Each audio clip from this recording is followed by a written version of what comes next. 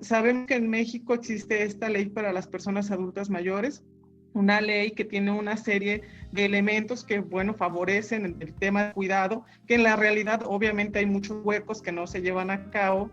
Hay que tener en cuenta que esta ley se genera antes de la Convención Interamericana de las Personas Adultas Mayores, lo cual, bueno, pues hace que pues haya también ciertas diferencias, pero no voy a ahondar mucho en eso. ¿Me pasan la siguiente, por favor? O no sé si yo le puedo ver.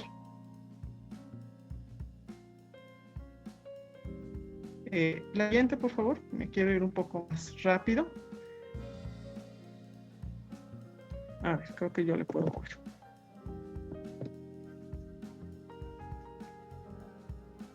En la Unión Interamericana están estas cuestiones que están más enfocadas a la dependencia, a los cuidados de adultos y servicios de dependencia hacia las personas mayores.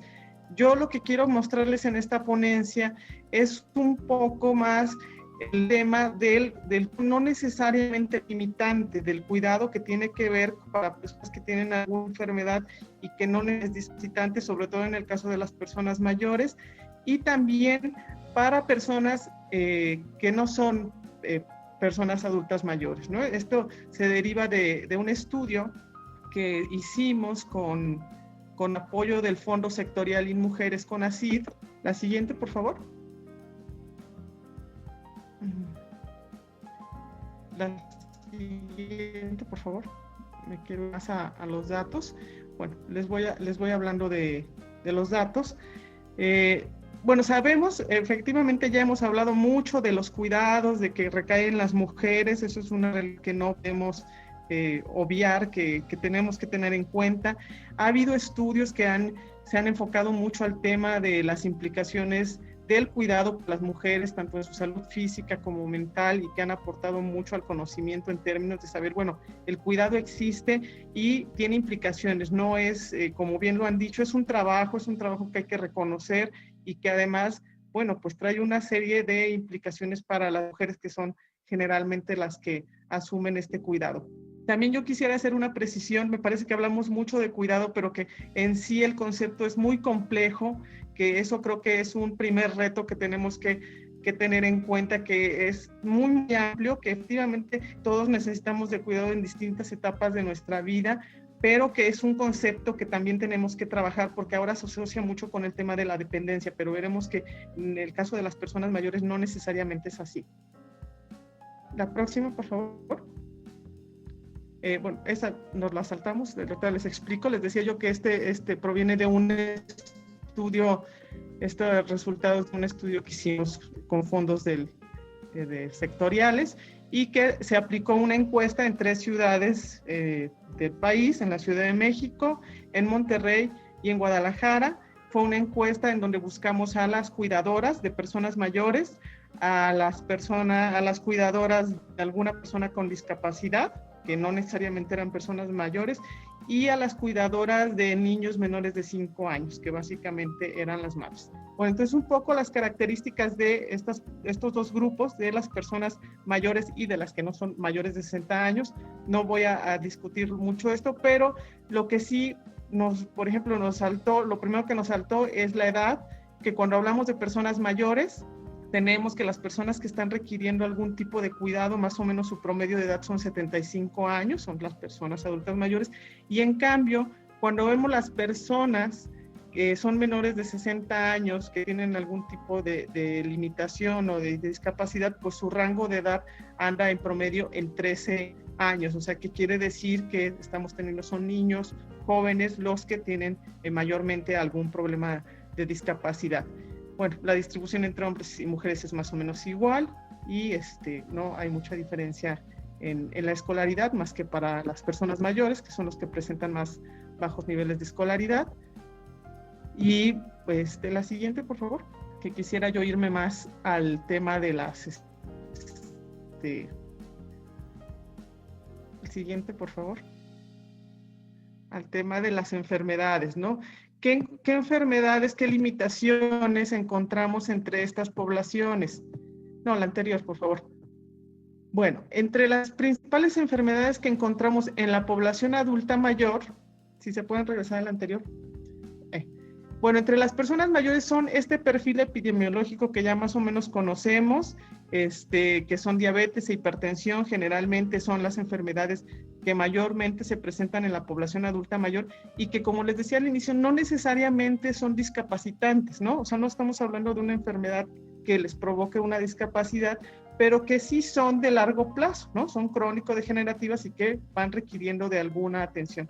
En cambio, en la población menor de 60 años, bueno, lo que tenemos básicamente es que son enfermedades pues que vienen de nacimiento, que es algún tipo de parálisis cerebral, síndrome de Down, que sí, en ese caso sí son enfermedades discapacitantes, ¿no? Para esta población menor de 60 años.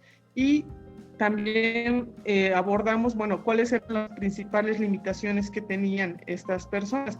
Y en ambos grupos, pues las mayores limitaciones que tienen son para realizar sus actividades de la vida diaria, ¿no? Como son levantarse, comer, tomar medicina, ir al baño por sí solos. Entonces, bueno, ahí es donde entra este tema del cuidado, porque efectivamente las mujeres que están cuidándolos, pues les ayudan a muchas de estas actividades. Ahora, adentrándome un poco al tema de las cuidadoras, si se pueden ir más adelante, por favor. La anterior. Bueno, estas son un poco las características de las cuidadoras, de las mujeres que están cuidando a las personas que tienen alguna limitación o alguna discapacidad. ¿Cuál es la edad más o menos, el rango de edad entre los 40 y 50 años, ¿no? De estas mujeres?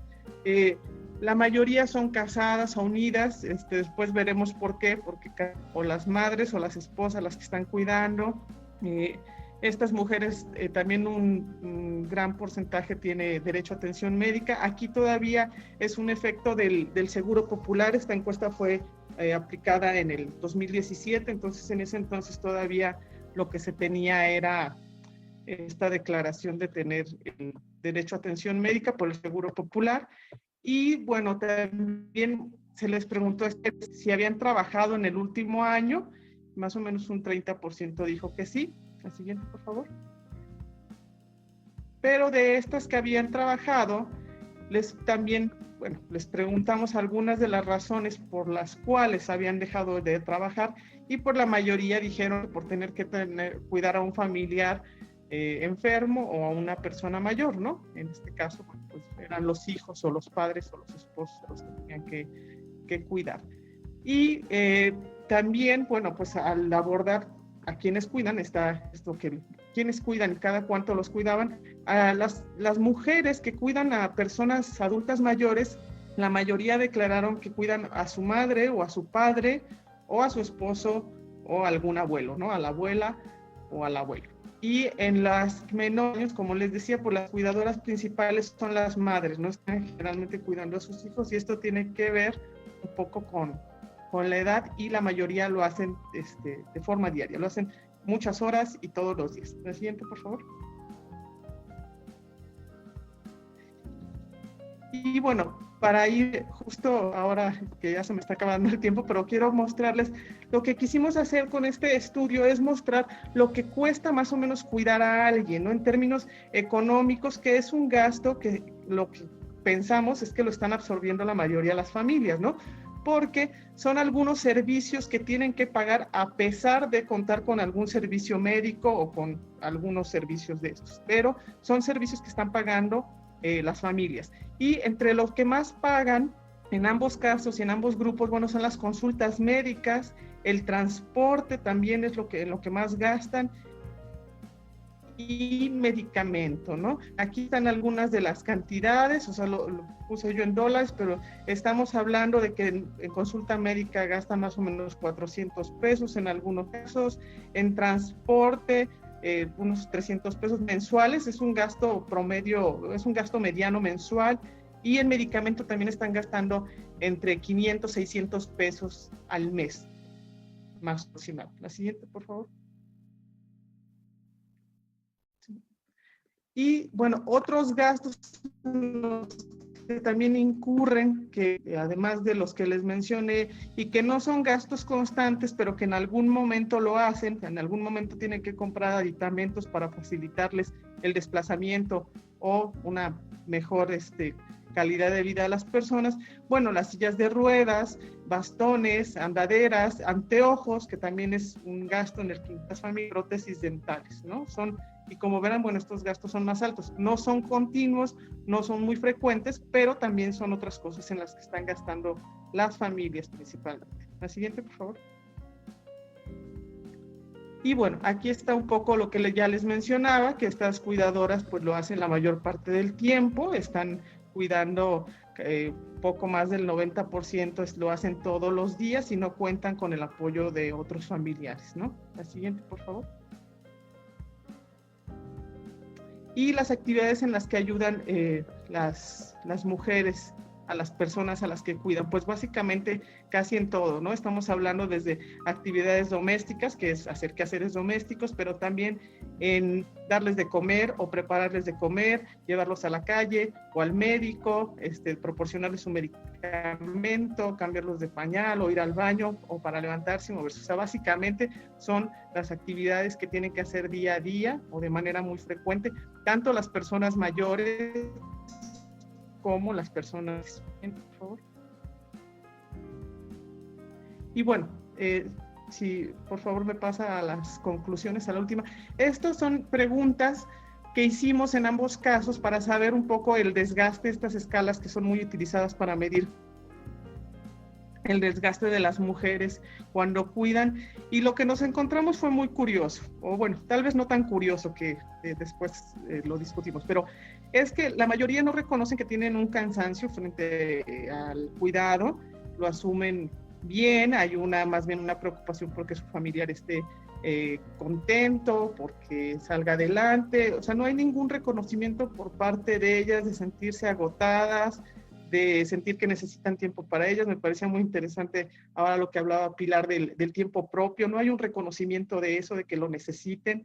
Sin embargo, claro, eso es en la escala, en el número, pero cada que terminábamos una encuesta, la mayoría después decían, efectivamente yo estoy muy cansada, todo el tiempo me la paso cuidándolo, nadie me ayuda. O sea, sí había una queja, pero bueno, siempre sabemos que en las encuestas luego existe esta cuestión de falta de reconocimiento, de que es una actividad por las propias mujeres, pero también como responder bien, ¿no? Al resto. Entonces, bueno, eso es un tema que creo que tenemos que seguir analizando, o sea, cómo el propio no reconocimiento de las mujeres, que es un trabajo, como pasaba con el trabajo doméstico, no están reconociendo que es un trabajo, su trabajo de cuidados. Las mismas personas que cuidan tampoco a veces reconocen que esto es un trabajo, lo cual pues se tendría que quedar claro.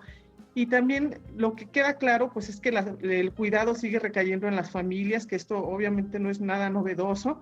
Sin embargo, dadas las tendencias demográficas, económicas y todo el panorama que se nos presenta, es de cuestionarse cuál va a ser la capacidad de las familias para seguir sosteniendo este cuidado de sus familiares, ¿no? De sus familiares con alguna limitación, con algún enfermedad. Aún aunque lo sostenga, también es cierto que cuál es la calidad de vida o que la calidad del cuidado que les están ofreciendo estas personas, ¿no? Porque no solamente es ver, bueno, se ofrecen con sus pocos o muchos recursos, pero también tendríamos que pensar en el tipo de cuidado que se está ofreciendo. Entonces, bueno, pues si quieren, después discutimos más y muchas gracias.